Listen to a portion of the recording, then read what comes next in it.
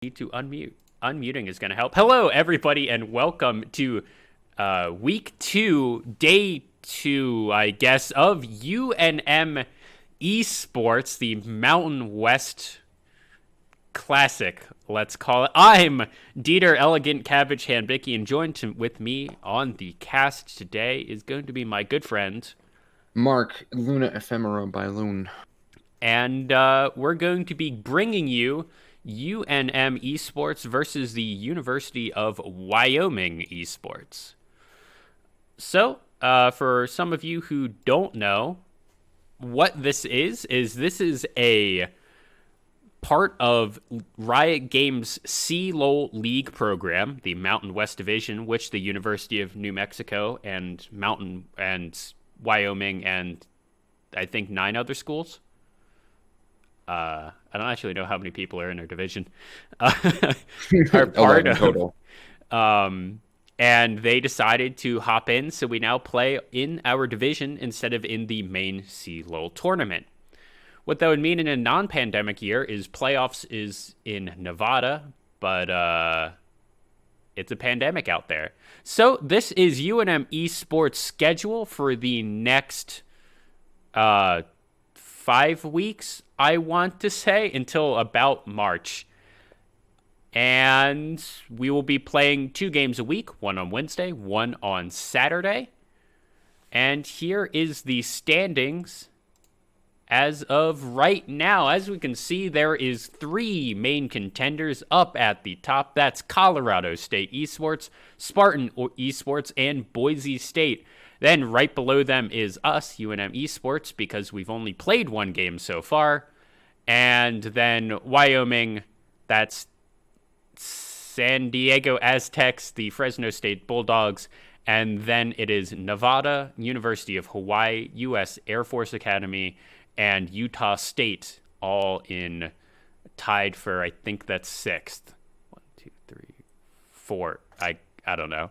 Tied for whatever it is. There's only been a few games. Standings are still up in the air, basically.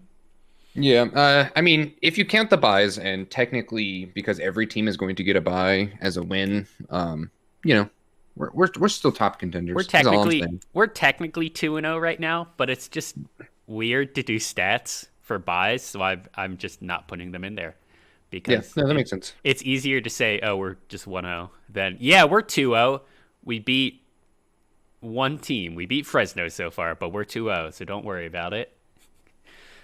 That being said, currently, right now, I believe, actually, Spartan Esports and Colorado State Esports are playing right now 2 top-of-the-table teams, and 2 teams that I actually believe are top of the table, unlike Boise State, where, you know, that 2-0 is a little misleading, if you ask me. They will really see. I think that might actually be the game for 2nd and 3rd place, with UNM Esports, of course, being in 1st place.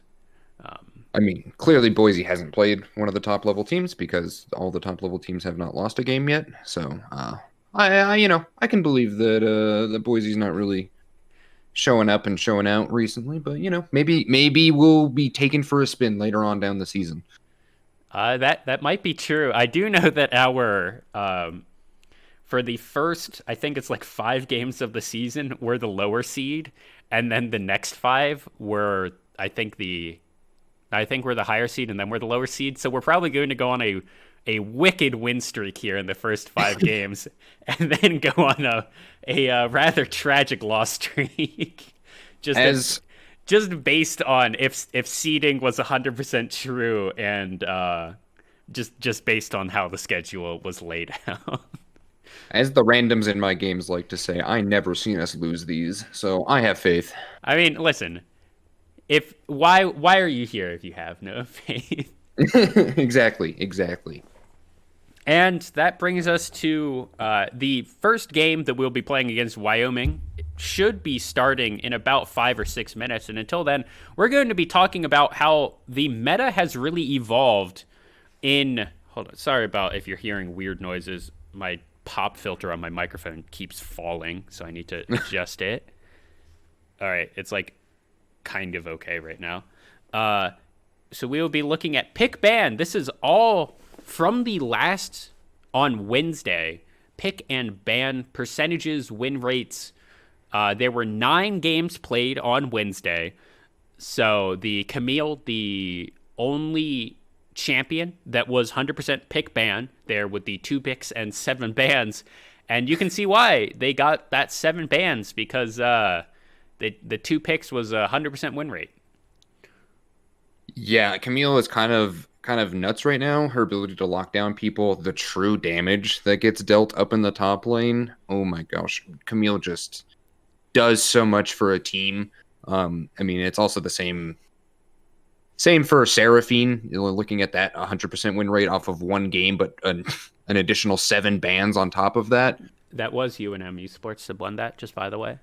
Hey, see, those Seraphine ultis, the passive, the amount of pure damage that's coming out of her, in addition to the CC, is just too good, frankly. And that's why we're going to be seeing some nerfs, I believe, are down the line.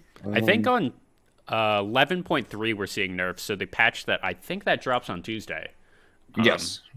I believe there is a pretty significant round of nerfs going onto her.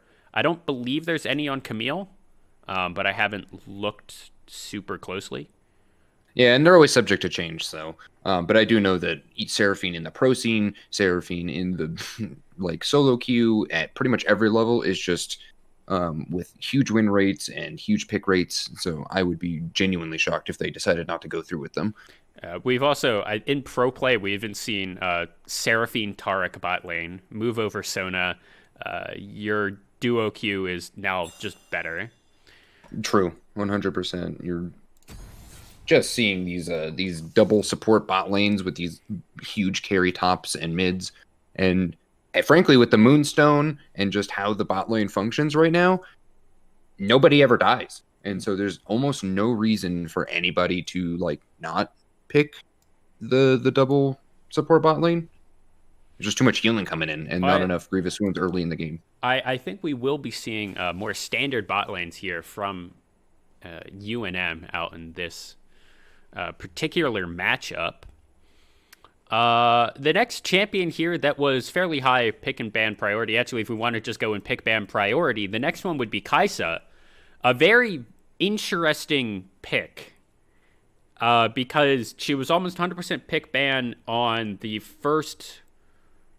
are we calling these weeks of Mountain West? Because there's 2 games a week, kind of. So the first day of Mountain West, I guess. Almost 100% pick ban there. I think only didn't get picked up in 1 game as well in those 10 games. And Kaisa, I think she had a 68% win rate over those 9 games that she was picked up in day 1. And now, in the second day, we're seeing... not that, frankly. So what I'm thinking is probably happening here is people know that Kaisa is good, but they're not entirely sure why she's good, and they keep playing her like you would a traditional ADC.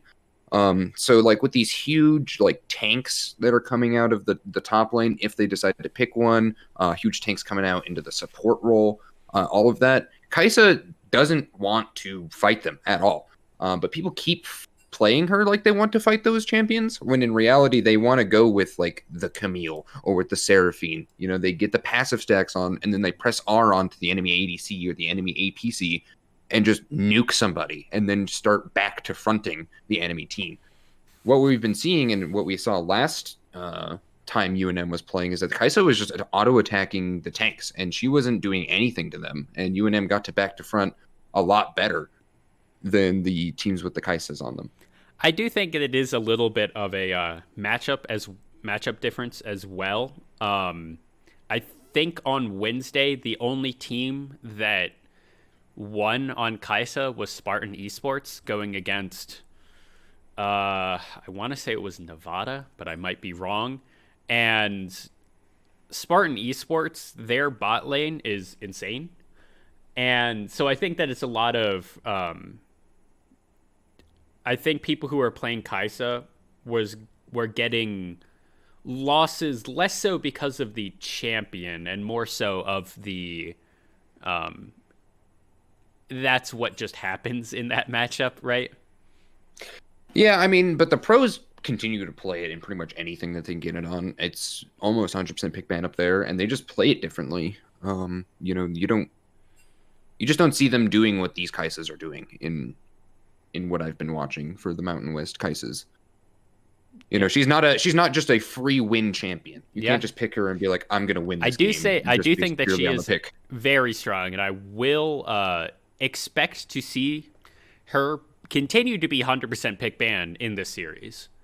I know that I think UNM played it at least once in our game versus Fresno, and I believe it was 100% pick ban in Wyoming's game versus Boise State. The other three other champions that are listed here: Malphite, 2 picks, 5 bans. UNM also one of those picks and one of those wins against Fresno State. That one was pure draft diff. Yeah, that one was a draft diff. You don't draft 4 different ADs. Yeah, and then it was like we could have also played Ramastop to a similar effect, I think. Yeah, it basically didn't matter, to be honest.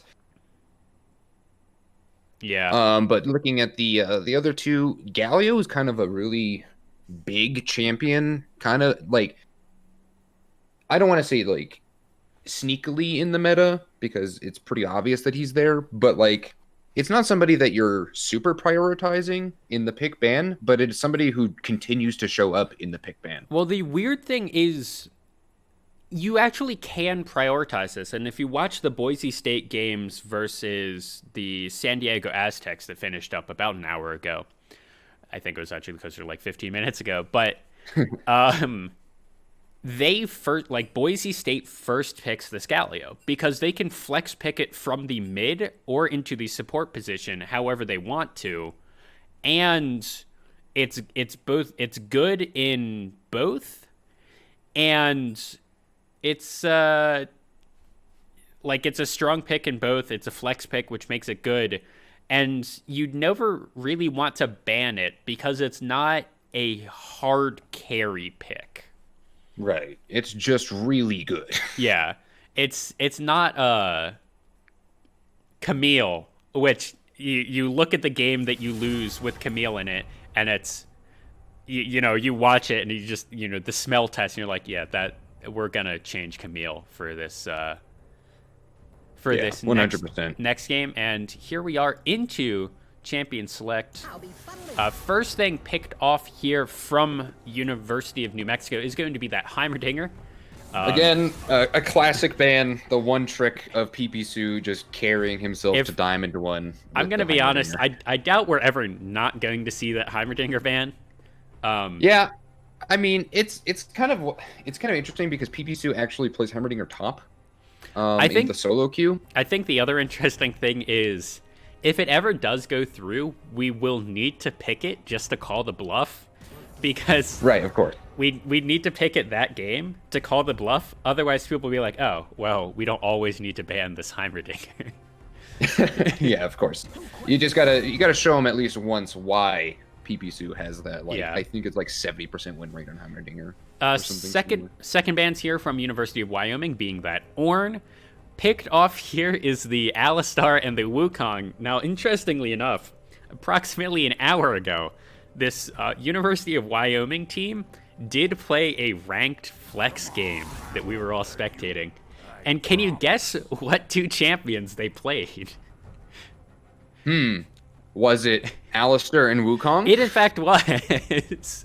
Were they playing a Yasuo comp just off chance? I don't think they were. They were playing a Swain comp in the mid lane. Oh, I see. And then Ivern here being picked up. That's Devious King, the jungler from Wyoming's number 1 pick. Oh. Swain coming out. Not super surprising. Hooby777 is a sub for this University of Wyoming team, and he is a Swain main. Got to get that bird, man. Yeah, Swain being really good. Olaf also, you see the ban. Olaf just also being generally good. Ivern being with the support kind of gameplay that's been going on with Moonstone. Ivern being really good pickup and a really good ban here.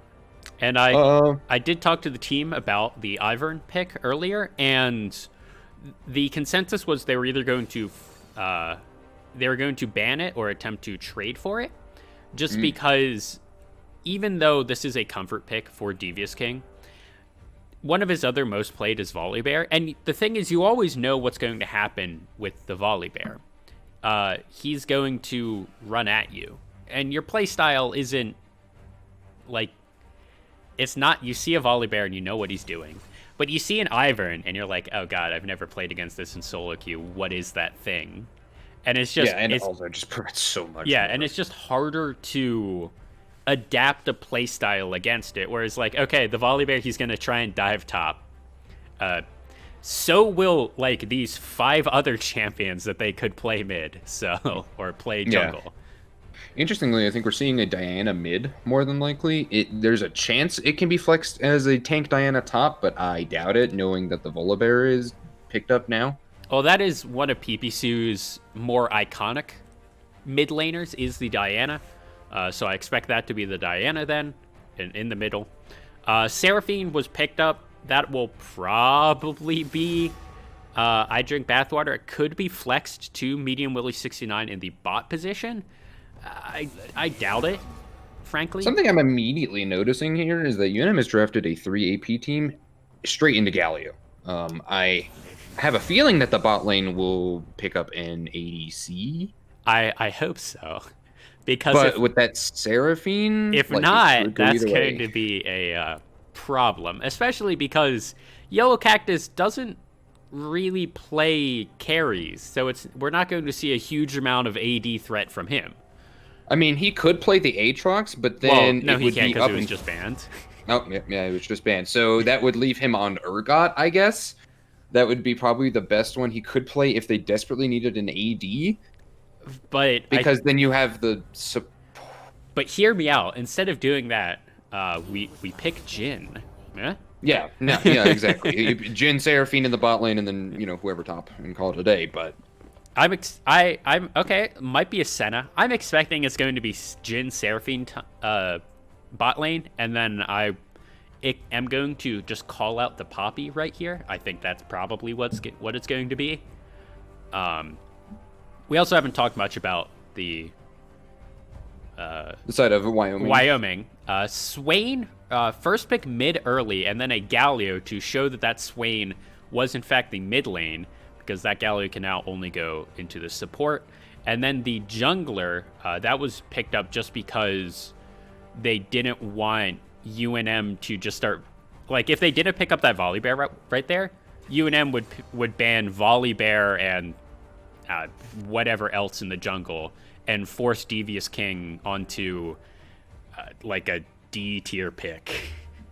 I'm actually really liking the Morgana pickup here overall. Wyoming seems to have gone anti-magic almost to the entirety that they can. Morgana, of course, throwing that Black Shield on whoever to stop either the sleep from Lilia or Seraphine's charm coming out. The Camille being picked up, huge pickup, honestly. And that's also going to be where pretty much all of... Wait, is this a Swain bot lane? Is this Swain Morgana? Because I think that Camille... It's either Swain Morgana or... I think it has to be. Yeah, it has to be. I guess it could be Morgana bot, but I really doubt it. And that it could be Swain Galio bottom and Morgana mid. Honestly, anything goes with this team. So yeah, we'll see it could be. I doubt it. But the interesting thing is that's now also the... So there's the Urgot.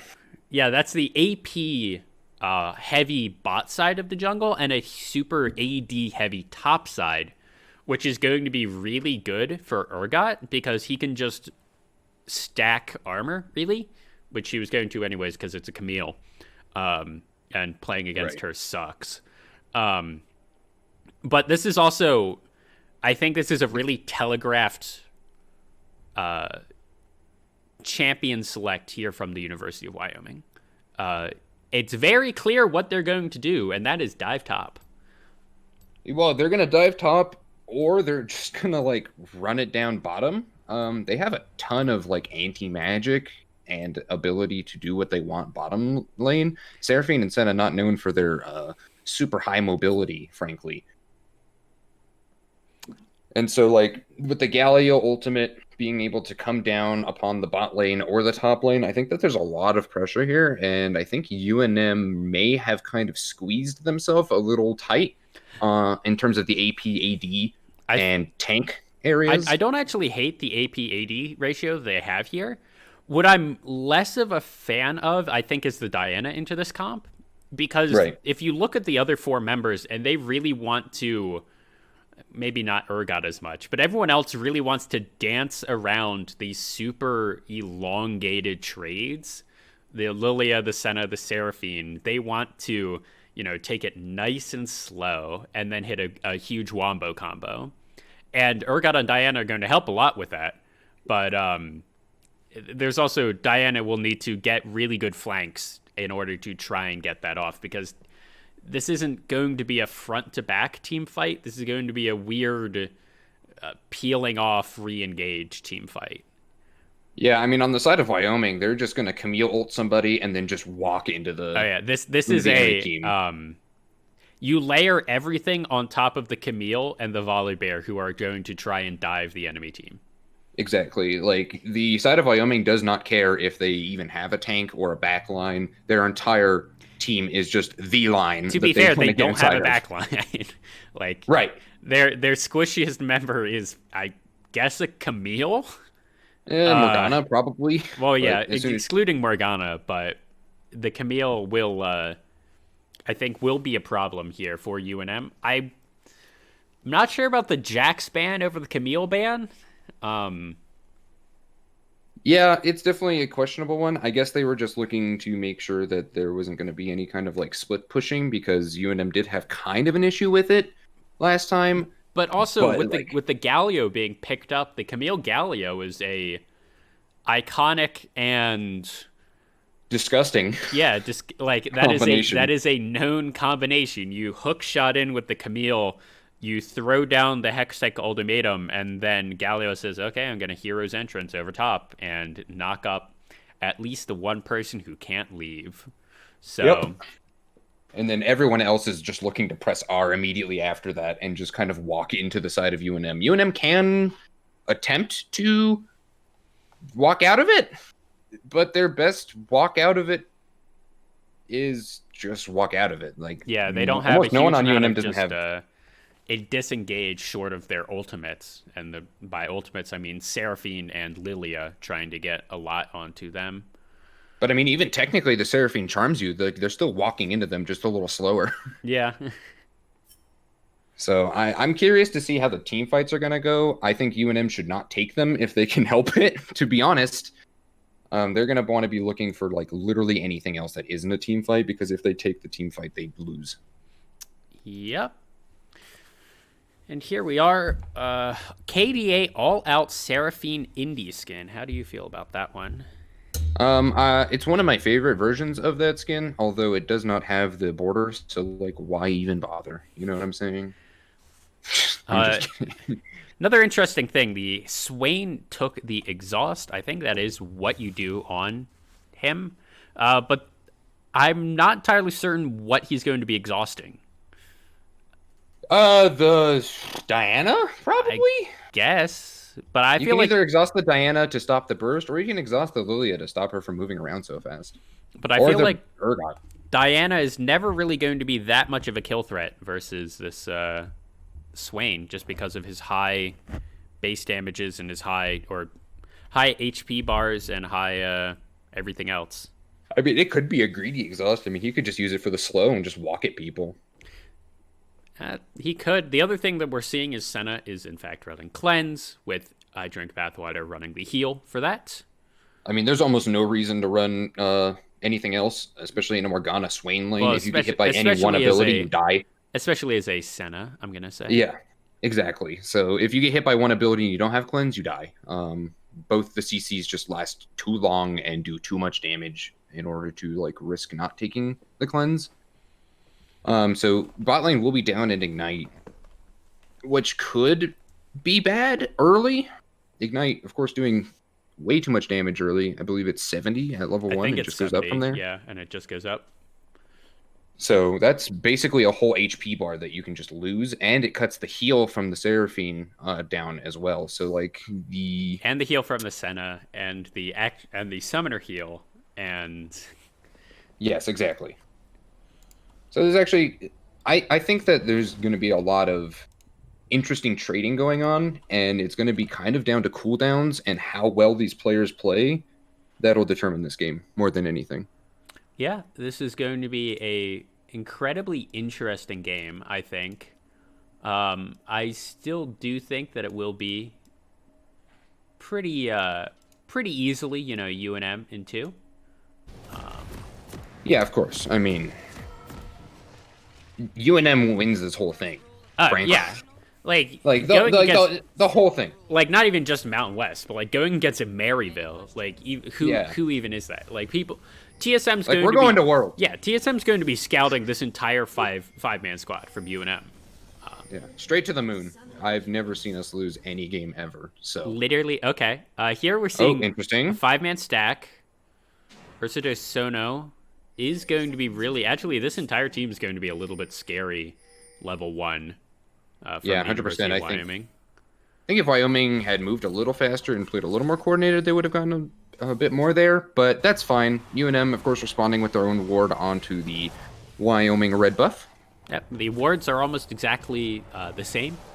Back Yep. and forth. Both teams know that no one's in their jungle anymore, and both teams know what's going on at red buff.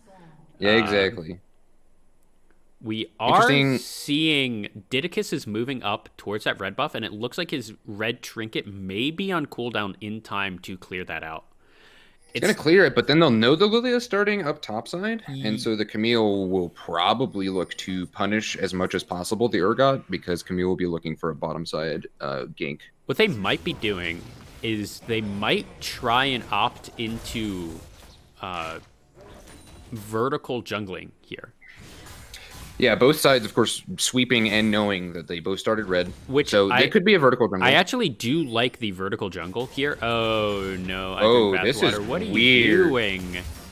All right. He's not going to get punished for it. The Galio tried to move, and he's going to be late to lane. That might be really rough, but if we do see the vertical jungle, it doesn't look like it because the Volibear is going over to his blue buff, and I think UNM does know that because I Drink Bathwater was able to get the second ward down onto that red buff after it was Tons of trades going across the map, and it looks like UNM is losing most of them, but they do have better sustain. So like on the side of, oh my gosh, on the side of Wyoming, they're looking to trade a bunch, but UNM will look to sustain as much as possible with that Seraphine Senna. Urgot being chunked to about a fourth of the health. And everyone just kind of chilling a little bit here. It's about what you would expect from the top lane. The one thing that I wanted to see the vertical jungling here was because the vertical jungling protects the... Wow, that's a lot of snares that just went completely wide from Wyoming. Yeah, but there's a ton. The vertical jungling protects the Urgot, which I think is a lot more important to do early. Than, yeah, I mean, like this bot lane, as long as they don't play dumb, honestly, like they'll be fine. Yeah, I mean, outside of Wyoming, pretty commanding stuff going on in the bot lane. Like any one ability hits, and that's a cleanse gone pretty soon. Like with level 3 hitting, there's going to be way too much damage coming out of that. UNM is going to look to try to freeze here. It doesn't look like Wyoming is going to try to contest that. Didicus on this side of the map looks to keep the vertical going. Oh my god, that's a ton of damage. A lot of damage. Snare missing from Ursa Sono. Ursa Sono now quite low in mana, and so is Goopy. Yeah, with all this harass. Whereas I Drink Bathwater is fairly okay right here, and Medium Willy 69 is going all right. That's a root. Oh, that's a root. I think I Drink Bathwater having used the heal, and even with the jungler on his side of the map, let's see if Didicus. This should be a pretty easy gank, I think. Goopy and Ursa Sono have it is spotted out. everything. It's spotted out. Swirl Seed goes long, and there's first blood. Is it going to be Respond? I drink Bathwater going down to Ursa de Sono, but this is going to be a 2-for-1. Real question is, who do they want to give it to? I mean, they want to give it to the ADC, but... I think Didicus. Oh, no, Medium Willow 6 not able to get it. Nice. Yeah, and the wave on the side of UNM is pretty big here. Senna's going to be looked to be pushing it, but her pushing power is not super strong, so Swain might just get there in time. I think she'll be okay if we go over there. The one thing I'm a little bit worried about is the Volibear who's in the area, but it looks like Medium Willie 6'9" will be able to push it into tower and then just back real quick. He's on... Yeah, so both sides should bounce. Yeah, he's on 2 kills, pretty much even in CS. That'll be picked up a decent amount by the Swain, I think. Oh, no, actually pretty much just dead even in CS. So this bot lane here, pretty good for UNM after that gank, even with Bathwater going down. I do worry that the Camille will say, I don't care how well your ADC is doing, I'm going to murder them. Yeah, and the problem is it is a Senna. Yeah, exactly. One of the more easy to pop AD carries.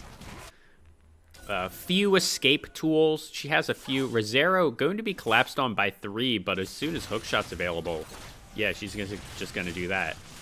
Oh, goes back in, actually. The Volibear's here. Yellow Cactus, that was someone Ambitious. flashing. That was Rosero flashing. Now Yellow Cactus going to go down here, and I don't know where Didicus and Pipisu were, but... Pipisu was running up, but got saw by the Galio, and then I think Didicus was a little too late. Bit of a miscommunication there, I believe, on the timing of that gank from Didicus. Yeah, well, it looked like they wanted it, but with the Camille going over the wall, they opted out and didn't expect her to immediately flash right back over. Or not flash, but go right back over. More trades going on in the bot lane. Senna being about half mana. Both. I think Wyoming's looking for a dragon here after the kill onto Didicus. Looks like everyone's going to be pushing up, and they're starting up the dragon. This actually a lot of prio should be on this there map. just because of Didicus being back in the base. Hooby 777. Let's go Hooby. Has the hero's entrance, so he can just get there instantly. And if for whatever reason UNM tried to fight it, which yeah, would be... and you don't have to. That's, you know, first dragon. That's perfectly fine to go. Yeah, you can have that. Yeah, I mean, it is unfortunate it's an ocean, but as long as UNM doesn't continue to give them up, then it should be fine. You know what the kids say. I never seen us lose these. Everyone gets 3. Oh yes. Because everyone does in fact get 3. And that's 1 for UNM, so I'm not particularly worried. That was a really good body block by that minion right there.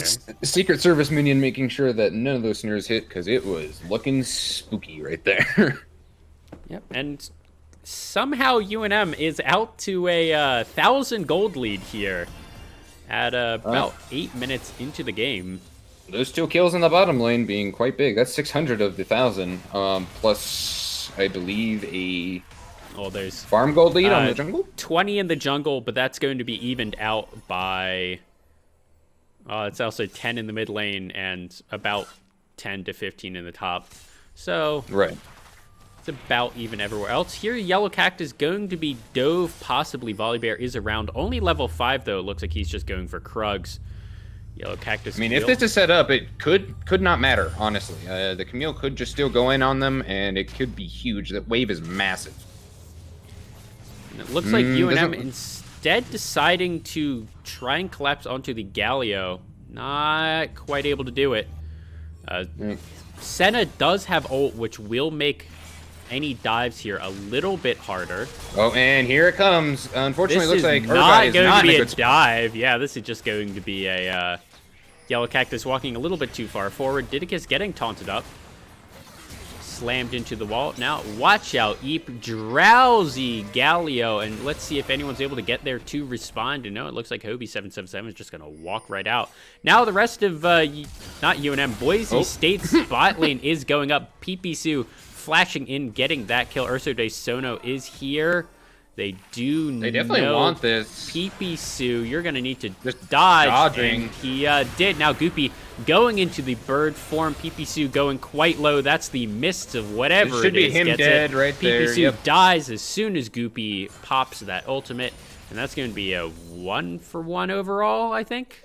Yeah, that was a little bit of disrespect on the Swain. Like, you can't just walk up to a tower and not expect to die if they're just going to walk up at you. No matter if you dodge the snares, he just walks at you. So Yeah, and I think this is going to be this is going to be the actual dive. Rezero going in, Devious King turning off that tower, and Yellow Cactus actually might get one. That's huge. Oh, he now gets Devious both King of is going to them. get 2. Oh my god, a double kill there for Yellow Cactus. The crab is immediately online. turning around that lane. The tower wasn't shut down for as long as they needed it to be, and then the Volibear didn't tank the tower afterwards. And then he did, and But it was too late because Yeah. the Camille was already low. So it was like it was almost a good dive, and then it was a really bad dive. yeah, and I mean we've said this is what that Wyoming wanted to do, and I think one of the reasons that failed was Hubie was still in the mid lane, or he was walking back to mid, or something along those lines, where I think if he was up more in the river, if he wanted to use his ultimate that was off cooldown, like he could have saved that dive.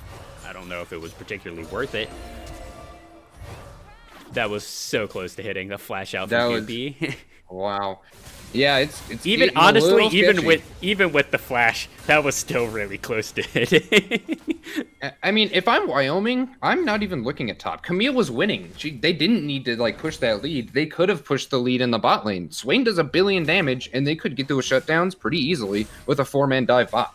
Well, that's also there's you have 2 snares here in the bot lane. Like eventually, one of them's gonna hit. And if you throw a Volibear on top, he has a point-and-click stun, and that just makes these snares even easier. I mean, frankly, just wait for the Morgana flash to be up, flash ult them, and then they're going to try to leave as much as they can, and then you just get Dragon after they flash out of your ult. Yeah, well, that is second Dragon coming up in 10 seconds. It is Clown Dragon. I do think UNM will be able to get this, a 5-man roam towards the bot side. Maybe not UNM going to be able to get this. Oh, that's going to be a huge hit on that one. Seraphine going to go down immediately, and that is going to be the Dragon, I believe. That is Teleport going in. Goopy going into the bird form. Now Pee-Pee-Sue going to get hero entrance on top, and he is going to be brought to the bounce house. That's a 2-for-0. That was a very questionable TP, especially after the Seraphine died. With 5 people being down bot lane and your Urgot not making any moves to come down, especially knowing that the TP is not there, it definitely was not worth it to try to fight that. I think this is also... Devious King does, in fact, have the Rift Herald. Was able to get that at some point in the past 2 minutes, I want to say. And unfortunately, the directed camera really doesn't like showing Rift Heralds going down. So you have to keep an eye on your mini-map, and I am only, I'm actually only silver right now, so of course my mini-map skills are not good. Yellow Cactus not getting the flip on the back. This might be really close, but Rezero going so low. There's the harpoon in, and this is a disaster. Why was Rezero just standing there? I have a lot of questions. But yeah, he just kind of face-tanked the shotgun knees for a solid, like, 5 seconds. And then just back off until they're off, and then go back in. And then the harpoon, and he also, like, Rezero opted into that fight. He was the one who decided to try and knock Yellow Cactus back out of the like. It could have been a fine trade as long as you went in for the couple of hits, did a good amount of damage, walked away from the knees, and then called it a day. There's no need to just, like, walk at him. Yeah, that was quite interesting. And now, unfortunately for Wyoming, they don't have any CS lead here in the top lane. The Urgot is absolutely massive because he was able to get all 5 turret plates. I think UNM was able to get more turret plates overall. Oh, man. Ooh, that was a really good cleanse. And because I think that was almost all of the turret plates just going down. I think 3 were taken by that Rift Herald in the mid lane, maybe 1 or 2 in the bot lane. And yeah, then Yeah, a tower on the top lane. The gold lead still continuing to blossom for the side of UNM. Tons of money just incidentally, although there's a ton of damage just coming out of the side. Oh, Rizero going in. That's the Hextech ultimatum coming down. PPSU going quite low. Him using his ult. Now the punch in. That's a large ult that was dodged out by the volley bear going up. Devious King going to get sleepy here. I have to imagine a huge 3-man ult there. Rizero able to pick 2 up there, and he's looking for a third. PPSU probably going to die here. He doesn't have anything left, and that's going to be a kill over for him. Didicus still trying to run some more down. He might have bitten off more than he can chew. No, he did not. That's... Man, the side of Wyoming really just likes walking into enemy abilities. My goodness. Hobie trying to get one on... He knew his passive was up, and that's almost all the damage on Galio. That was I think that was an ace, a 3 for 5 overall, positive for the side of Wyoming. And yeah, we just saw Wyoming swing the 2K gold lead into a 1K gold lead. It's still 1,500. Right, but point being is Camille picked up so many kills off of that, 6 and 2 now. The shutdown went down from Urgot, which is pretty massive. I think that went down onto Camille. Lost track of the fight there a little bit. The shutdown on the Senna also went off. There was a ton of gold on the side of Wyoming to grab there, and they took it. They also grabbed the Dragon. So they're looking at a 25-minute soul point here. And that's going to be a Mountain Soul, which is going to be pretty good. And it's going to be even sooner than 25 minutes. It's going to be 23 minutes if they try doing it on cooldown. Yellow Cactus looking for Herald. Oh, big snare there. And immediately he's going to be Rizero actually being snared up here. He's going to dodge out on a lot. That's the Harpoon going down onto him. Yellow Cactus getting shielded up. And the Deer in the bot lane somehow went down to Goopy. He's now going to die in the trade to PPSU. Wyoming did steal Shelly there. Yeah, it was the 1-for-1, and they got the Rift Herald. It looks like they're trying to engage again. Looks like both taunts are going to go off. No! Oh, boy. Yellow Cactus in the middle of it, trying to do a whole lot with the shotgun knees. And again, Rizero tanking it all up. But this time, what is he doing? Why did you do that, bro? And that's the pop star. Rizero never-ending. That's aggression. the pop star picking one up for herself. Overall, I think that was a 2-for-1 across the map, but also with PPSU getting a tower, that's, I guess, worth? I don't know, but the gold lead is back up to 2,000 for UNM, so it's something's going right. Plus, Didicus is alive. The dragon is up in 5 seconds. Devious King is in the base. Like, straight up, he is in the base. So this should be stalling out that soul point for quite a while and gives UNM be a little dangerous bit more. Here, but... I think they'll be fine. Didicus has might. Got a little bit lower than I would have liked to see, but there was no enemy smite in the area, so it should be fine. Yep. The first on the road to 4 mountain dragons. That's clearly the plan, right? It was to pick up the 4. Everyone gets 3, so having 2 is being ahead of the curve. Oh no, Medium Willie 69 getting snared up again using the cleanse there. Now PPSU going in against Goopy. I think he should be able to do that. Swain turning into a bird, putting the exhaust down onto PPSU, but now with that exhaust gone, PPSU doing a lot, going golden, trying to bait out the Swain ult, and that's going to be an easy pickup, I think. Yep. Maybe a little close. It wasn't easy, but maybe not easy, but it was a pickup. Now looks like Rosario just walking at the Urgot again. This time choosing not. The volley bear is in enemy territory, and I think UNM could have collapsed on him right there. 100%. Oh, I see pings down for the Seraphine ultimate not being on cooldown or being off cooldown, and I think that's what they were waiting for. I think if that was ult, they would have just gone and had bear stew for dinner. I mean, right now, there's not a whole lot of objectives for UNM besides this mid tower, which is a little unfortunate because they want to be kind of pushing this lead, whereas Wyoming kind of gets to farm up a smidge here. But if they're not careful, they can get collapsed on. It looks like Rosario is going to spot them with the wards. Not too much going on there. But yeah, I mean, the one good thing I will say about letting it. oof. Oh, Damn. that was These that snares was a lot just of keep damage. landing. The one good thing about letting this lead breathe a little, let's say, is the Senna is an AD carry and the Swain is not. So the later into the game this goes, the better the Senna is going to be, just in general, especially once she gets a couple of items, doesn't just straight up die to anyone but the Camille.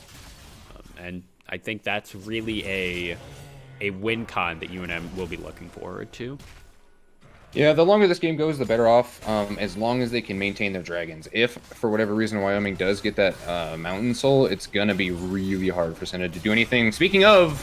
That's Medium Willie 69 having to flash out, and that's a huge three-man stun snare under the turret. Devious King does turn off the turret, and then Shelly throws his way into the turret. Goopy going very low, going down to the deer. No, that's Yellow Cactus getting another one, harpooning in a second.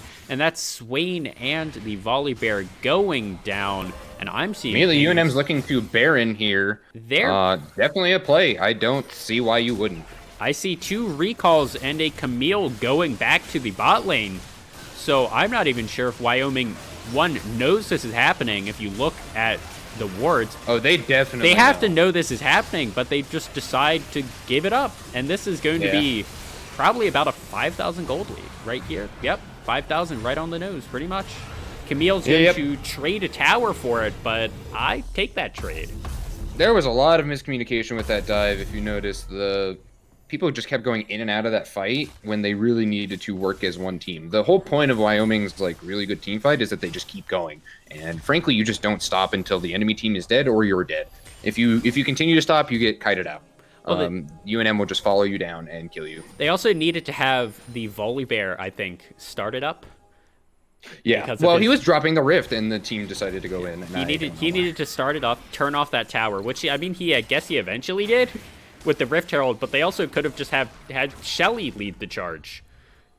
Yeah, I mean, they got the snare onto the Senna, which is where they were kind of like looking for the engage, but by that point, everyone else was like doing other things, and so you take the W, that you hit the snare. Well, they were you just try to hit another one. They were trying to murder that Senna, and really, I think the reason that dive didn't go well for them is, oh no, okay, they're fine. Nope, spotted out. Yeah. The reason that dive didn't go as well as they wanted is because UNM kept that Senna alive. Oh, I mean, she didn't die. They just straight up kept her alive, not even just longer than she should have. Rosero going in, putting the X-Tech ultimatum on. Guy, I think you should have known that his entire team was there. I think they were looking for a collapse, but again, it feels just like a lot of miscommunications going on. Yeah. Murgoth gets to back and then immediately come back into the fight with no worries. Morgana spotting that out and putting the W down so he doesn't get the home guards all the way in. I mean, that's the teleport, but UNM still somehow in that 4v5 was able to muscle their way back into having priority on this dragon. Camille just continues to like not play with the team. They don't have a pink ward in this pit, and Urgot has one in inventory, which he should definitely put down, like basically right on top of that dragon. And okay, that's Didicus going in. Oh my god, PPSU getting 3, a huge Seraphine over ult over top. Now Medium Willie 69 getting the first one. Yellow Cactus all the way in the back against Goopy. Goopy going solo, PPSU on a killing spree. And that's 4 members of Wyoming down. I just don't know what Wyoming is doing, and I don't know what the Camille is doing, frankly. That she just keeps throwing this game from out of nowhere. That was an insane ultimate by PPSU, and then the Seraphine ultimate over top that was also really good. I think Lilting Lullaby from Didicus went on top too, but who cared? I think everyone who was put asleep probably died before they would have been all the way asleep. Yeah, pretty much. It would just happen so fast. UNM stacked their CC. I don't think Wyoming did anything to stop it, really. And that was that. I mean, it's also... Why were they there? As Yeah, I mean, as I've been saying, everyone gets 3. Like, you're not gonna. Okay, you're allowed to have Devious King be there to try. yeah, and if he's just steal. gonna, If you think that the only way you're going to win this game, which they have UNM had the Baron, so I actually don't hate the idea that the only way we're going to win this is if we steal this one and then somehow get a setup for the next one, or steal 2 in a row, or whatever, right?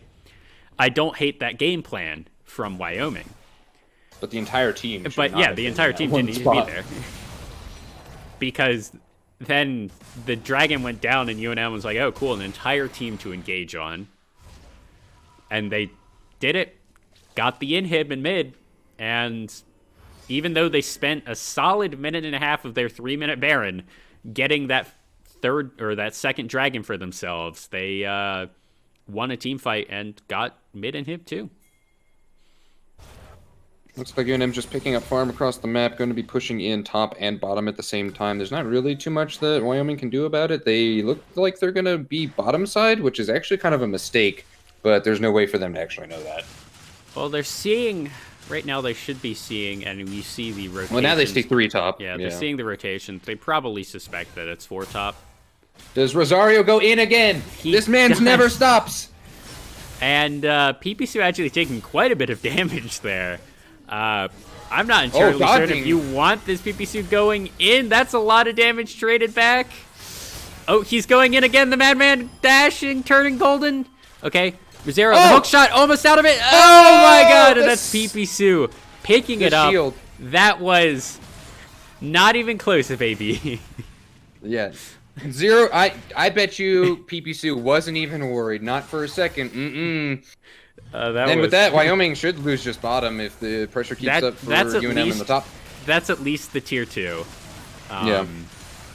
I don't know why they decided to send all of these people top. I think they still... Rosario just... The never-ending aggression machine. To be fair, that's what you do on Camille. You go in. Right, but, you could have waited till she was at the tower. Yeah, the other thing is you generally want to do that against their, like, support or, AD carry. Or maybe even, like, if he did that against Didicus, like, Didicus wouldn't have won that. Yeah. Just, like, straight up. That deer would have gone to the butcher that is Camille's. Looks like they're doing Baron on spawn. Wyoming not doing anything to stop it, looks like. Oh, wait, no, they are deciding to peel off. They probably want to reset here. I have to imagine they have quite a bit of gold. We can actually see how much gold they have if I hold down X. And yeah, that's 1,000 gold at least for everyone in their pockets right now that they want to go back and spend. So we're seeing just a full 5-man reset here from UNM. Going to head down to that 3rd dragon. I honestly think that might be a mistake to go for that 3rd dragon. I think that, honestly, you could have, like, one person take the dragon, then the rest take the Baron. What you do, the safe play, is you send 5 to the Baron. If Wyoming contests it, you turn and kill them and win. If they don't contest it, you get the Baron, and, like, what the trade would be Baron for dragon. And you take that because this Baron... And you just win the game before the Baron will win you this game by this point. I guess and the Dragon Soul isn't a threat because you would just win before. The slow, safe play, if you're lame, is take Dragon and then take the Baron. But I'm not happy about it. Wyoming is just sacking everything. Like, they have no qualms about not even trying to fight it, which is probably the play. They're down 1,200 or 12,000. Sorry, 1,200 would be nothing. So you're a 3-man here, Wyoming. I don't think you want this. Swirl Seed going down. Should be back up before the next. They should have Yellow Cactus and I guess Medium Willy 69 should be just DPSing this Baron, and it looks like that's what they're doing while everyone else runs a little Yeah, they see the bit. Camille bot. Camille does have TP, but... TP I going would down not now, go- and that's a huge route onto Medium Willie 69. PP2 getting an absolutely massive everything. I drink bathwater on a rampage. Now Yellow Cactus on a rampage himself. Hobie 777 going to get one onto I drink bathwater, but that just does not matter because this is a 4v1. Rizero has to flee, and that probably is going to be game. Yeah, I mean, there's just too much healing coming out of the side of UNM. Look at their health bars, and it's just... Why was he doing Krugs? I mean, I guess again, the whole like thing with Camille is like been not playing with the team at all ever at any point, and I just like so why? UNM's going to try and get these two turrets. That's a Morgana flashing in and ulting.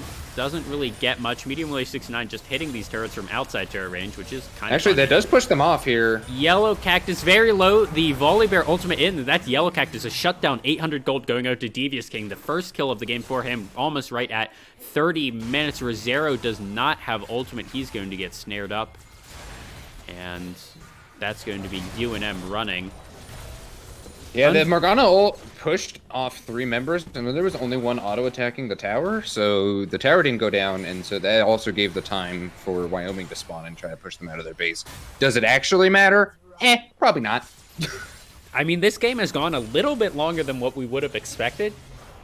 I'm honestly surprised the Baron hasn't been picked up. Especially, it's actually that gold lead is now shrunk by quite a bit. It's only about 9,000 here, if I'm doing my math. There's a huge 900 gold pickup on the Volibear killing the Urgot there. The Volley Bear is now slightly more in the game, and Wyoming wanted to do the Baron there, and I think they actually could have.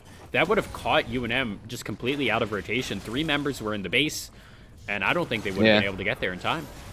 Wyoming had no idea where anyone on UNM was, though, so the safer play is to just not in case everyone from UNM was there. And now everyone of Wyoming's backing.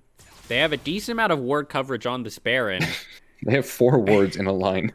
And so they now know that that Baron isn't being pressured. UNM deciding to take chickens. Chickens into bottom lane, I think, is their play here. They want to grab a bunch of vision and then Just push take the bottom. Baron. Like, come on, guys. Fellas. Well, I mean, they have a lot of pressure here on the bot side. Like, Wyoming can't respond with the Baron because then they lose the game. No. UNM. Just like... Oh, yeah. Just like, go... Just... Fellas, just go take that Baron. Like, there's literally nothing that Wyoming can do to stop you. Yeah. They take the red buff? I guess they're taking all the jungle. After pushing bottom, they're pinging the dragon that spawns in 1 minute, so I guess they're just going to hang around in the bottom jungle until dragon spawns for soul. I mean, they are stealing everything from Devious King. Didicus very close to flame horizoning this Volley Bear. Yep. Game Yeah, state. I guess they're just going for soul and then split pushing the top side. The game state has slowed down quite a bit in the last 5 minutes, I'd say. UNM being 8,000 gold ahead, I feel like could just shove anything that they want to shove and win, but they are choosing a very, very safe route. Yeah, UNM being overly cautious here is what I would, how I would describe this. Medium Willie 69 just trailing Didicus in the jungle to farm For souls, which is funny. However, I think that there might be, you know, just a more efficient in gold overall thing that they could be doing right now. It's purple, and it rhymes with Karen. I guess Wyoming is going to give them the soul. They make no moves over there to care about it. The soul goes down. UNM should just take Baron for free. There is a single ping. Hopefully that is followed. Didicus backing. Not entirely sure why. Okay, they now know the Devious King is right there. Didicus running at the speed of sound out of base. Yeah, I mean, I guess they're going to take Baron. Wyoming, again, not really making any moves to, like, care. Yeah. They just kind of sack these glow objectives all over the place. this mid lane inhib should be respawning fairly soon. All right, there's the Camille teleport. I feel like we've seen this before.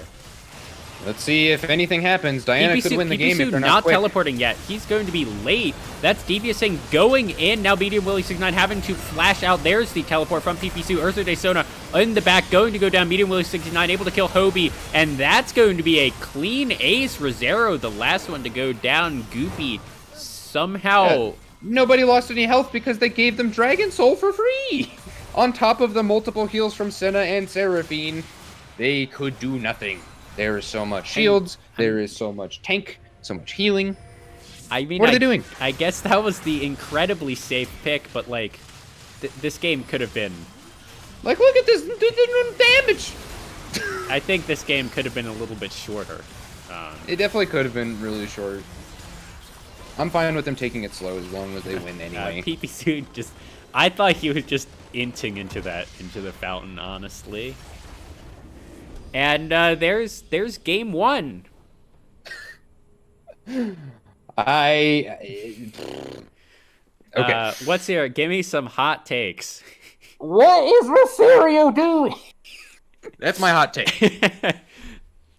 Rosario is throwing the game. UNM even if you have that many kills. UNM was pretty consistently about 2,000 up on like literally everyone, and that's an entire item, and they just like didn't fight.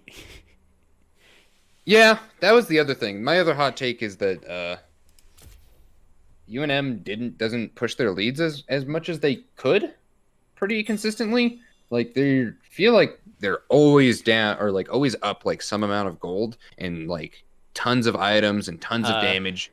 And they just like don't push the lead as much as they could be. Our Seraphine support did more damage than their Volibear or Galio. Yeah, I'm honestly not that surprised with some of the plays that were being made. I just don't... Why didn't they play bottom side? Why didn't Wyoming just play bot side the entire time? That was their win con. They were doing so good. After the Camille got the kills on the Urgot and was super ahead, just let it be. Let the Camille bully in the 1v1.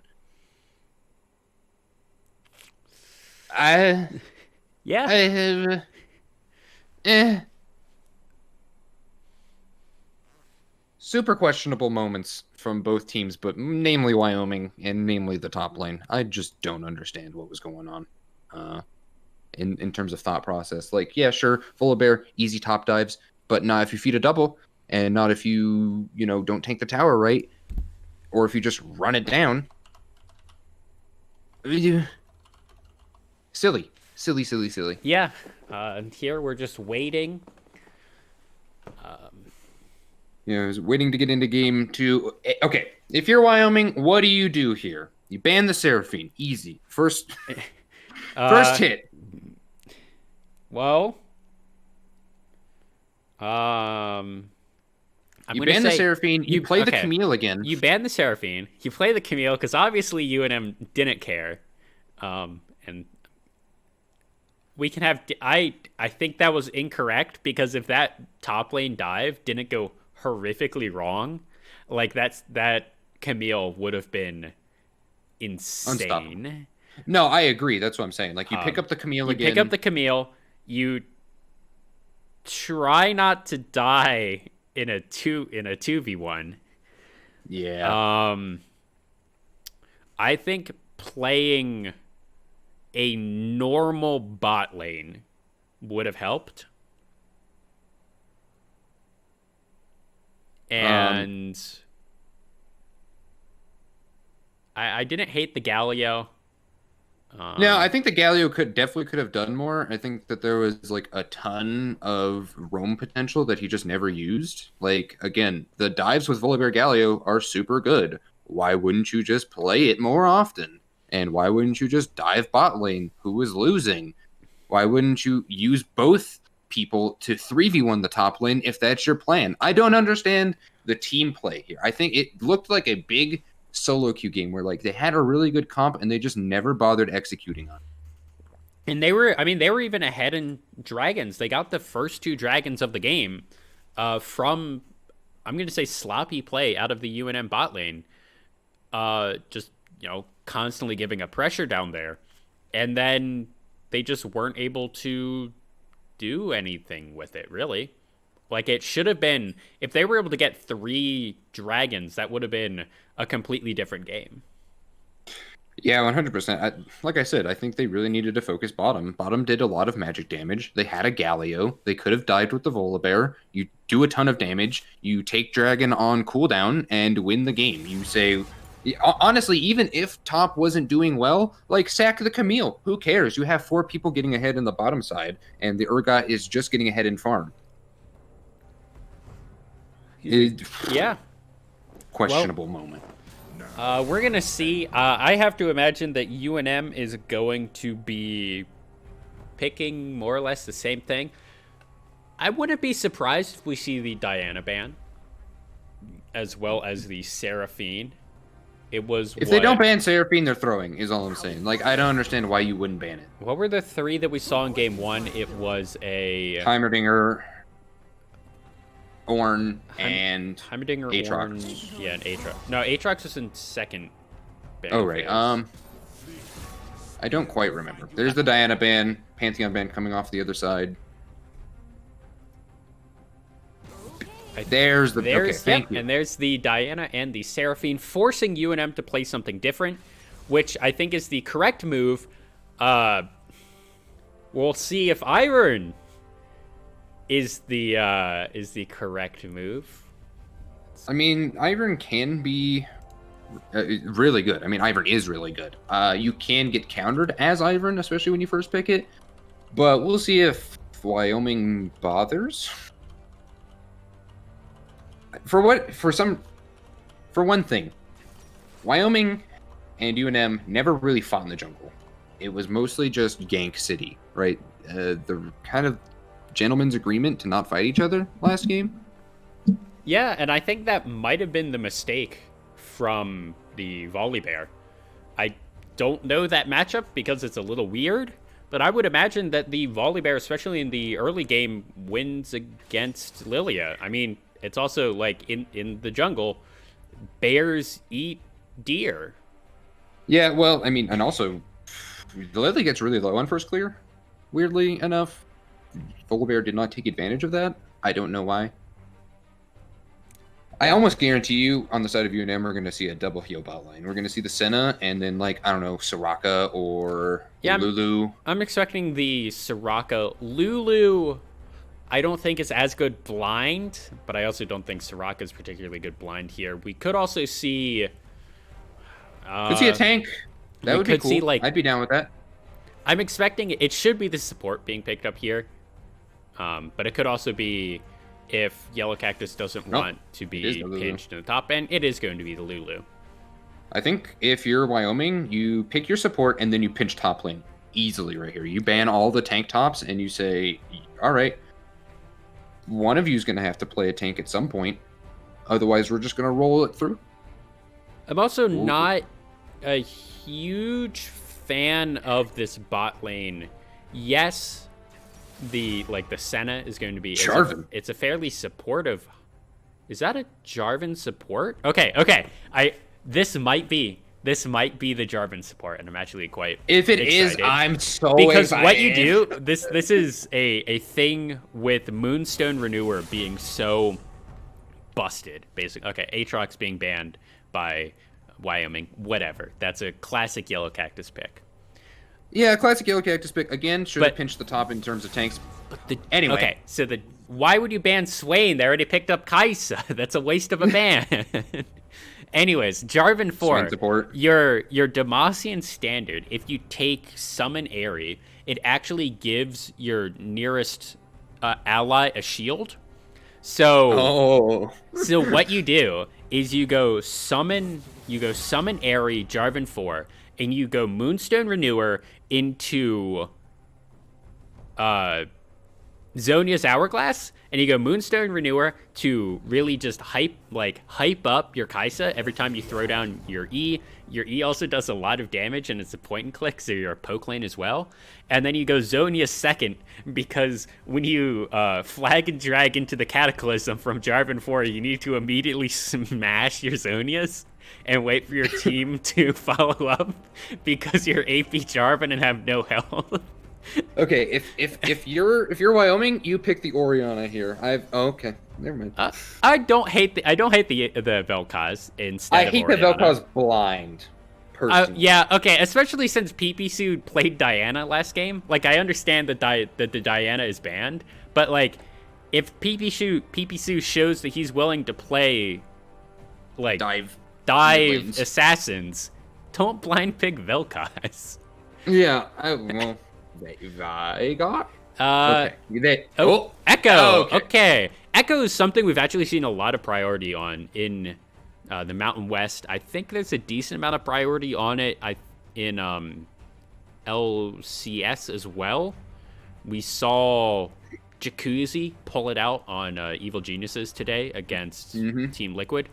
I didn't watch the second half of that game, but based on how game 1 went, I don't imagine it was a win, but all right. So okay, the Urgot again. Sure. I do like the comp. The protect the Urgot comp almost with Lulu, Senna, and Ivern. This Urgot is going to be an unstoppable machine gun of knees. Yeah, I mean, what are you gonna do on the side of Wyoming to the Urgot? You basically have to kill everyone else and look for Oh, well, that's what you do. You Mordekaiser ult. Yeah, that's fair. I feel like that's good. And, okay, from what we're seeing, I'm assuming that Mordekaiser is going to switch with Vel'Koz unless we're just seeing the straight-up lane swap of Hubi777 going top and Rizero going mid. But I think we're correct on it is the Jarvan. Oh, no. Okay, there's the switch. Yeah, Jarvan support. That is the Jarvan support. This is tech straight out of I think it was the LPL. Might have been the LCK. Don't remember. I don't. One of them played it, and it's straight out of the Far East. It's been known as like a thing that you can do for a while. But it's always been kind of like a cheese pick that's more of like a, haha, look what I can do, than like, good. Yeah, but I actually give the early trades. I like it a lot. I like it a lot into this lane. Yeah, 100%. Because you have a lot of engage potential against the Lulu Senna. But you also have like the poke on the Jarvan, and you're never really going to hate what you're doing.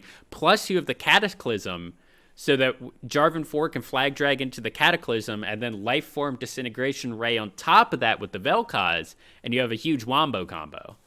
Right, and then Mordekaiser presses R on the Urgot, and everyone's just kind of standing around being like, ah.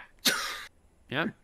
And although I will say, I would, instead of the Jarvan, so like the Jarvan's really good and really interesting, I think in terms of just being a better pick, Rel would have been huge here. Or if you want like something that can play Moonstone Renewer, Taric, yeah. Like, okay, so here's my crack Rel theory, right? Look at the shields on the side of UNM. Huh. Right? Nobody on the side of Wyoming is going to go Serpent's Fang. Hey, nobody is going to go Serpent's Fang in general. You don't know that. Anyway. Hey, just because it's at a literal 0% pick rate doesn't mean that no one's buying it. So instead of the Jarvan, it just means that a statistically insignificant amount of people are buying it. So instead of the Jarvan, you have the Rel, and then on the Vel'Koz side, you have him buy Oblivion Orb super early, and UNM's team falls apart super hard based on that. Yeah. Because they lose all of their shields. They can't heal anything. You have 2 people on their team is going to go Moonstone. Yeah. God, it would just be so good. I don't like this team comp from UNM with the Senna. I think if that was a Jhin, like this team comp would be so much better. Yeah, I mean, Senna's just really safe and, plays heals and is trying to, just add to the whole, you can't kill us, you can't do anything, get wrecked. I mean, that's also with like the Echo. You can't kill him. He's gonna press R and do the original snap back to reality that Yone stole from him. That's not the thing about the rail pick on top of that is if you land the W on the Echo and you land the rest of your CC along with the Hecarim and Vel'Koz, he doesn't have time to ult.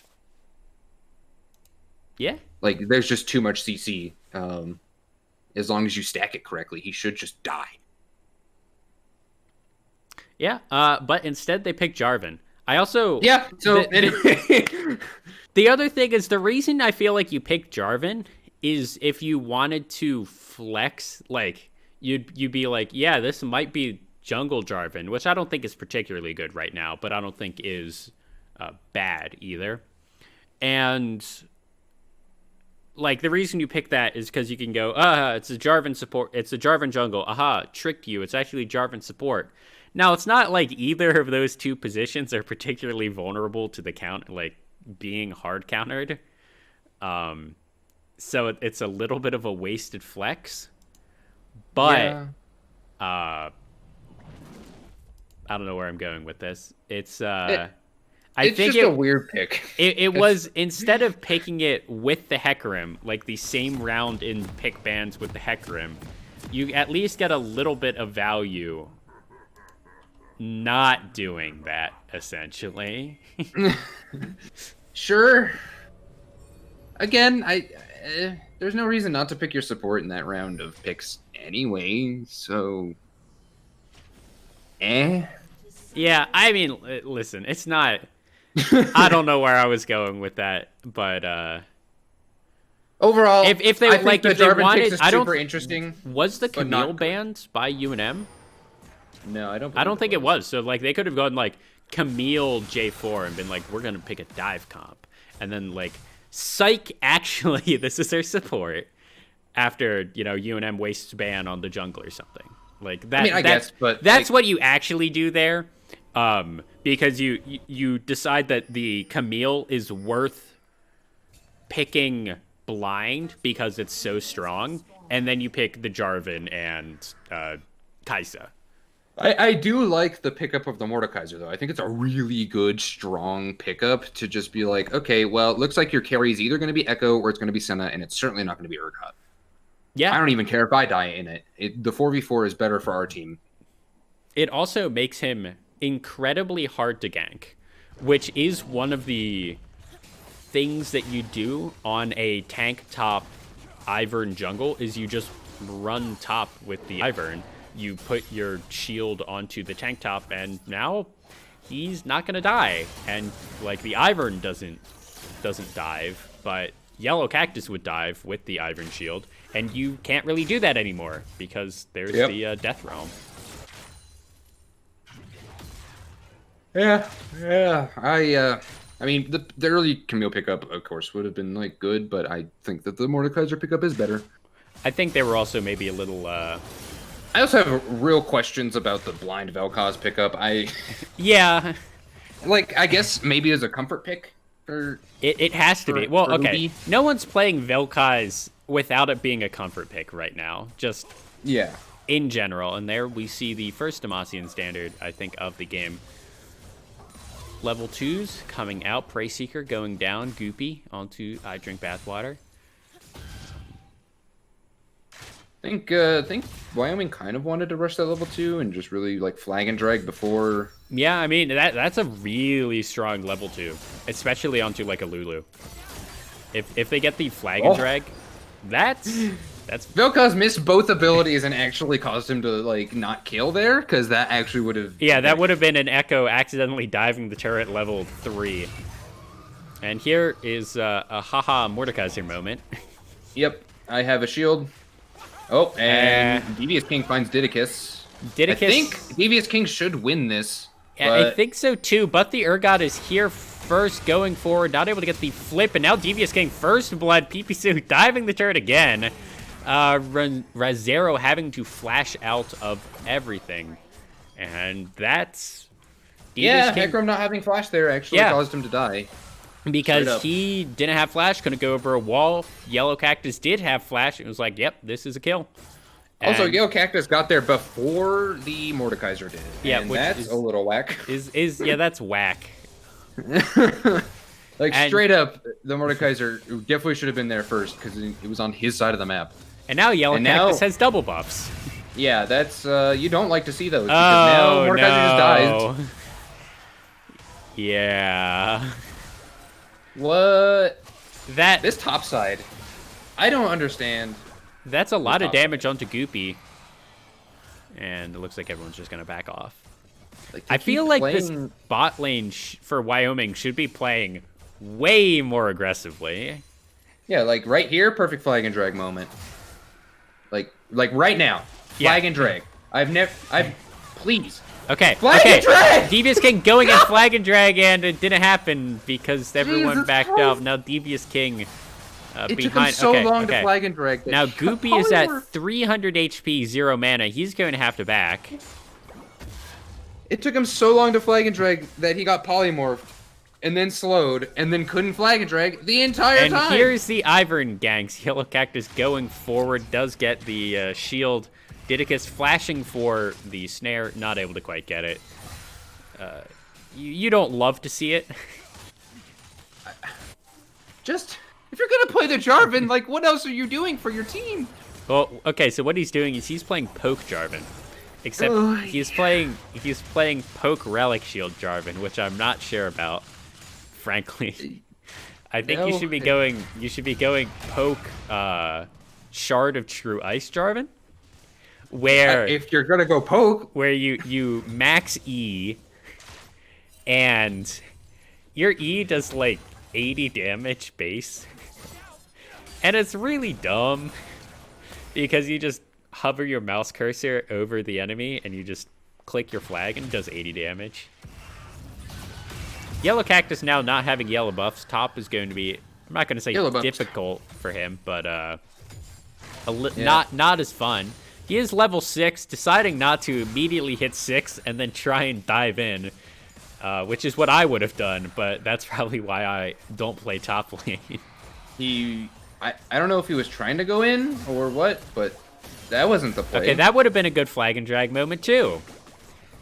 Like, that was, the Jarvan was straight up in auto attack range of, like, I drink bathwater, and you just didn't. He just doesn't. What is going on? Wyoming is not playing to their strengths at all throughout this entire, like, 2-game series so far. No. And because of that, here at 6.5 minutes, 2 kills to 0, UNM up to a 1,000 gold lead. PPC going to clear that out. He might take a lot of damage for it, and no, he doesn't. Okay. He dashes out and then dashes back in. Thanks, Echo. Very cool. Oh, that is quite a bit of damage. Man, this directed camera is just bringing me all around town. That's Hobie777 having to use everything here. Yellow Cactus in the Death Realm. He could have just backed off to his turret, but he's going to die instead. Goopy turning into a squid. And there we see the power of the Poke Jarvan. The other reason I'm not sure about Poke Jarvan being particularly good is this is a Senna. Just go in! Like... Go! No, just like you could have just flag and drag off of that flag. Like the reason that's PPC diving. Okay. Yeah. He does not too he surprising. does not have ult, which is pretty big. Devious King trying to kill him. Blast. He's actually not quite out yet. There is a Beanstalk coming to try and bail PPC out, but now the bot lane of Wyoming in a bad spot. Erno Days solo might die here. That's a flag and drag forward. PPC able to get out. Now Didicus being knocked up. He's going to be getting a huge shield. Daisy going in. Devious King getting snared up. Now he goes in. Flag and drag coming in. I drink bathwater getting so many shield. Uro de Sol going out. PPC very low. I drink bathwater even lower. And everyone's the Prey Seeker from downtown. Goopy getting one back. And that's now 2-2, and the gold lead pretty much even. Goopy, I don't think you should stay here. Just like crazy town game. Like, what is actually happening? Yellow Cactus is trying to push that top wave in, but not quite able to do it. Getting a small amount of lag here, but that's going to be okay. And Urso de Sono getting bullied by Senna because she can extend her Qs and target turrets, which is funny. I don't know. And silly. She can kill wards with it, too. Yeah. Good vision, I'm going to say here, from University of Wyoming in this bot side dragon jungle. It's going to be They finally bought some pinks. It's going to be a pretty late first dragon. Devious King should not be heading up to his top side, I don't think. He should be looking for that scuttle. He's actually making sure he grabs the farm and XP mid, and then he's going to his... I mean, there were some pings out on the Rift Scuttle. I'm not entirely certain what's going on, but in this time where everyone's now topside, I Drink Bathwater's been chugging down all the red wards that this team has put down. Now, Medium Willie 69 so low on mana, he's going to die to the flag and drag. Finally, Ursa de Sono doing something. PPC going in, Hobie 777 going very low. Now, Devious King next on the chopping block. He's going to have to use the Onslaught of Shadows to get out.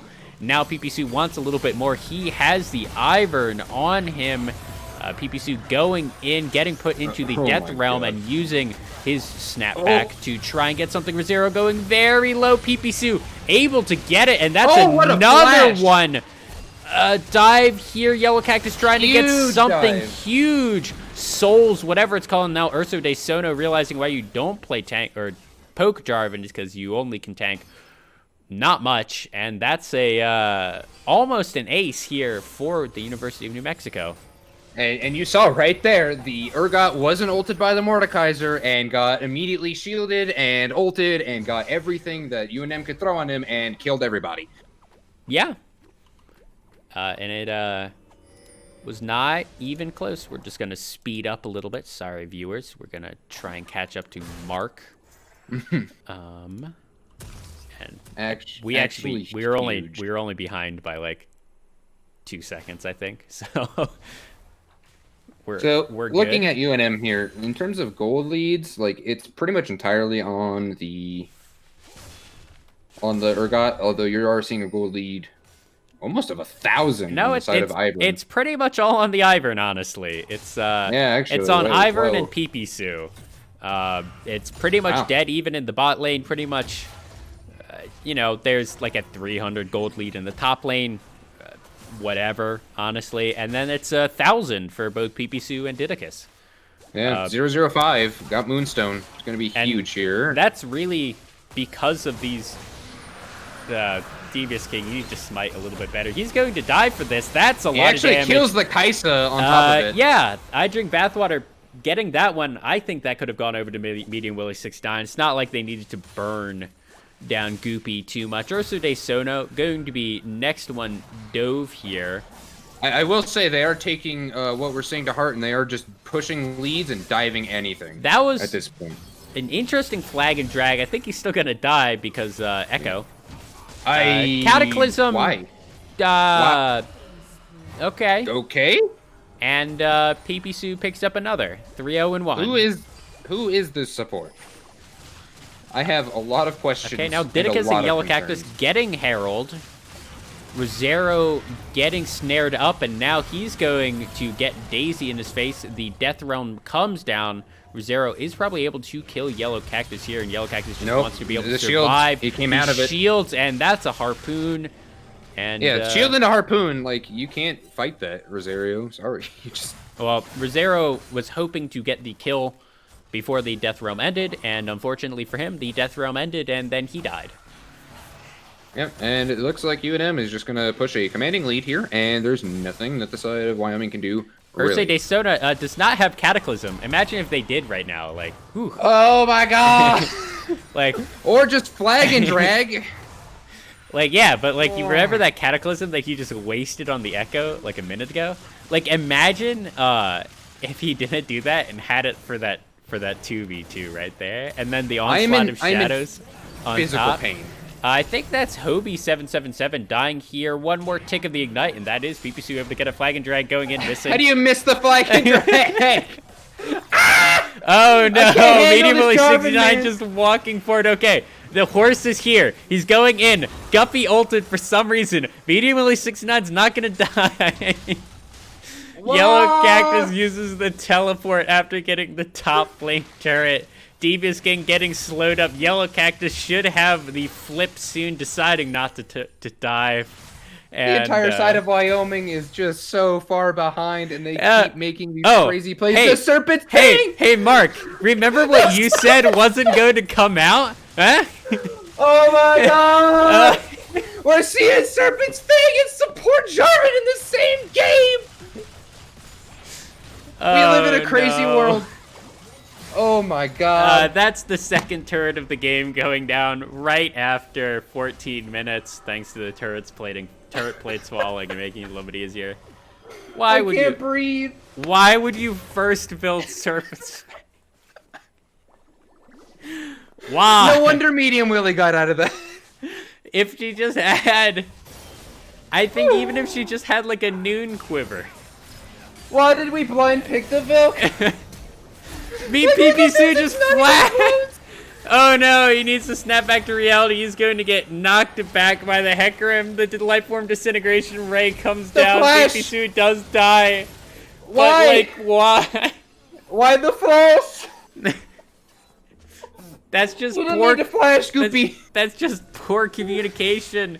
You should have known. Your mid laner should have said PP flashed and used the chrono shift or chrono break right there.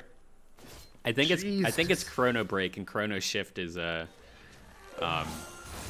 is indeed chrono break. Yeah. Chrono shift is the Zillion. Yeah, it's the Zillion ult. I always forget what his name is because when's the last time you saw Zillion? Easy. Devious King Devious gonna King's die. gonna die here. Didn't even have to use the harpoon. Ursude Sono Why? opted into this. He got the red buff. He did it. He flashed out. He got the red buff. Okay, now the harpoon is on him. Flashed forward by Yellow Cactus. The Cataclysm went down. Woo! What a great Cataclysm. This man's just throwing it down whenever he has it up and is about to die. I don't know why he couldn't even flag and drag out, because he flag and dragged in to get the red buff and then flashed. He should have Cataclysm then flash. What is happening? You know that. Has this man ever played Jarvan? Genuine question. I don't know. Okay. Why would you go in there, Devious King? Devious King might just die here. The ult, okay. The ult slot of Rosario's shadows and the walking flash at line. the Rosario went into the death throne. Medium Willie 69's 1v1ing a Rosario in the death throne. He's going to be fine. Now Rosario is out of the death throne, going to die. Yellow Cactus is absolutely huge. Goopy's going to get knocked didn't even proc the Serpent's Fang. by Daisy, and then the Yellow Cactus is just huge. The Serpent's Fang only deals extra damage. It doesn't actually kill the shield. Just like, okay, PP diving, getting knocked up, getting knocked back. PP having, oh my god, life form disintegration ray used, did 0 damage, immediately canceled. That's a double kill for PP. Medium Willie 69 deciding to dive the turret just to get some extra souls. This is Alright, imagine with me, if you will, a rel in this game. Instead of having to buy the Serpent's Fang first on Kaisa. I would actually like to imagine something else, even maybe slightly better. Instead of going Serpent's Fang first, what if you build a mythic item, huh? It'd be pretty good instead of just having a pickaxe after the Serpent's Fang. Like, what if you at this build? point, you're so if you far build behind. a mythic item first, right? God, this is going to be a 20-minute game if UNM is good about this. Like, they can actually just take Baron on cooldown. Like, they get this dragon, they go to Baron, they push down anything and win the game. I remember in, I think it was 2017 or maybe like 2015, that first iteration of Immortals, when they were just like hard smashing everyone and they didn't get the worlds, which was funny. And there was one game. Soto. No! I think he could have flagged and dragged there. I don't know why he didn't. PP now trying to kill Goopy. Goopy's gonna die here, but PP having to use not much. I drink bathwater is going to be fine.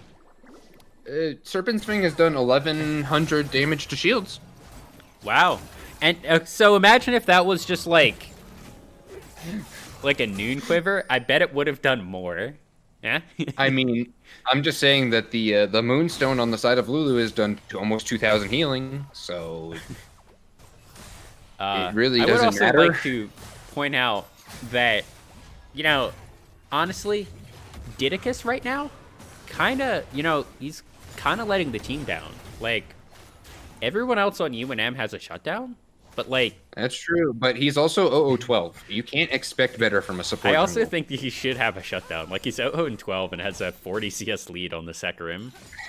Yeah, I don't know what's up with that game, but He is 3,000 gold ahead of the Hacker. PPSU is 3,000 gold ahead of the Vel'Koz.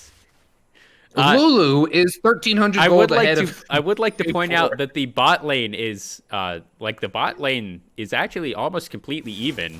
And I would like to just point out that if they maybe had better itemization, it would be actually completely even. Maybe Senna or Kai'Sa wouldn't have felt the need to buy a Serpent's Fang if they had, I don't know, a Rel here. Just a thought. Okay, Rosero here going into the Death Realm, so he doesn't just straight up die to PPSU. PPSU does have Chrono Break, might have to use it. Rosero going to not die here somehow. No, he does. Didicus picking up the first kill of the game there. Might have been Daisy. I don't know. The wild growth going on to PPSU. He's a big boy. This is going to be the second inhib of the game. Going down at 20 minutes and 15 seconds or so. I think, honestly, UNM could just win here as long as PPSU doesn't die. PPSU's going gold, and he does not have Chrono Break, and that's going to be a very large shutdown.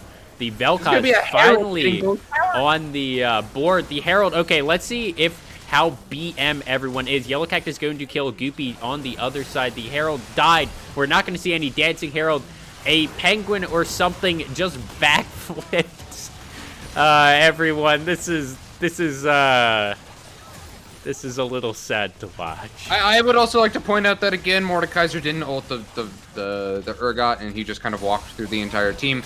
Really good flag. Good Cladicasm there, right into the Polymorph. Rosero. Ooh, baiting Didicus into the turret. 2-1 and 15. Perfect game. Ooh, that's... you hate to see it. All right, well, UNM lost both off of that. Unlucky. Unlucky. Oh no, I don't want to skip waiting for stats. Let me see the stats. Please. Let me see I didn't get to see how much the Serpent's Fang did at the end. I'm going to guess what you said. It was 1,100 last time? Yeah, probably something close to 15. I'm going to guess 1,102. Well, it was 1,150 when I looked at it, but... I'm thinking we're not going to be able to... no. Look at stats. I don't think we really need to, frankly. Yeah, I mean, just the healing on the side of UNM, huge. The shields, huge. Not having a Rel, huge. Jarvan never flagging, dragging, huge. Or Mordekaiser never ulting their Urgot, huge. Yeah. Well, that's another round. Decisive round. 2-0 for UNM. Another game 1 was fairly close, and then game 2 was a not. But anyways, the reason I was bringing up Immortals was because in some of those very, very quick games, there's literally nothing for you to do if you have a 10,000 gold lead at 17 minutes. Like, you just sit around and you're like, man, wish there was a Baron right now. Well, they grabbed the Rift and just... Yeah. Unfortunately, not able to get the Dancing Rift Herald at the end. So... yeah. Unlucky, as the kids do in fact say. So, thank you all for watching. That was UNM Esports. It's UWM. Hashtag UWM win. Did in fact take the win over UWyo win. And we'll see you on Wednesday when we go against...